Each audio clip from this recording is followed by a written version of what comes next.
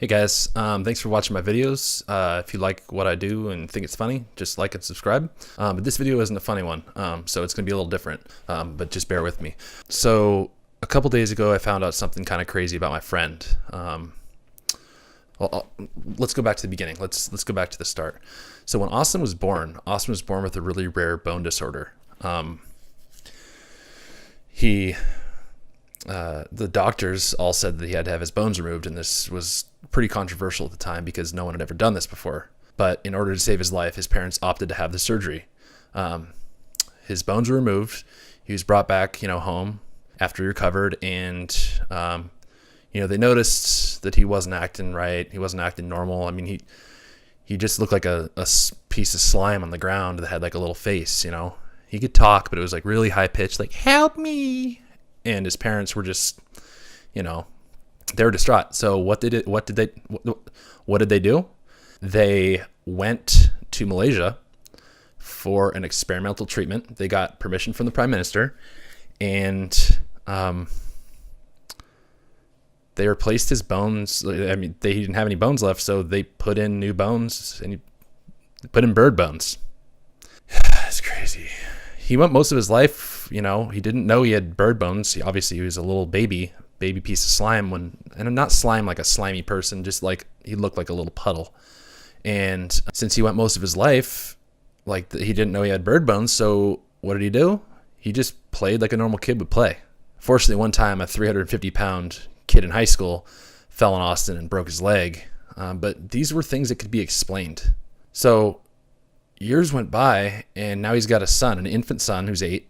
And Austin was playing with him the other night, 2 nights ago, and he found like a feather on the floor. He figured it was from a pillow, but as he was playing with his son started to notice that Austin's shirt started to kind of expand in the back, and Austin took off his shirt, and there were feathers growing out of his back. So the science back in the 80s had said that the doctors in Malaysia mixed the human genome with the bird genome, and they spliced the two, and everything was going to work. But it turns out the repercussions of that are that the bird genome was stronger than the human genome and took over.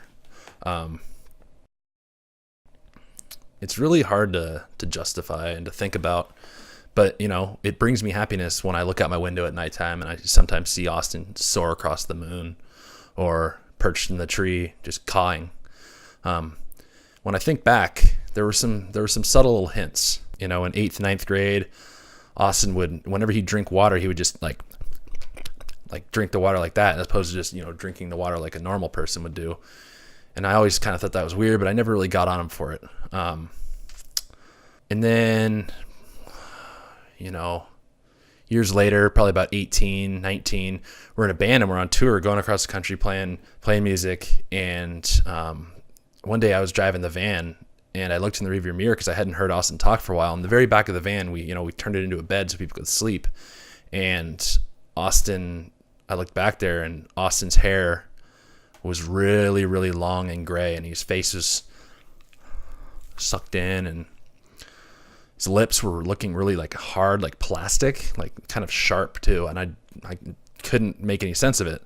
And so Austin progressively was getting weaker and weaker on tour, until one day at the gas station, we picked up some sunflower seeds, and he started eating them. And he was just ravenous, like a ravenous bird. He was eating these sunflower seeds. Like he would go through a pound of sunflower seeds every 5 minutes. And we're like, dang, this is crazy. And anytime on tour where we didn't have access to these sunflower seeds, he would start to get weak again. And he got so weak at one point that his hair grew so gray and so long, kind of like the guy at the end of Indiana Jones that drinks from the chalice, whatever that thing is called, the goblet. And we had to tie his hair to the back of the van and drag him because the hair was taking up the whole van. There's nothing we could do. I mean, you would have done the same thing. I don't know. It's weird.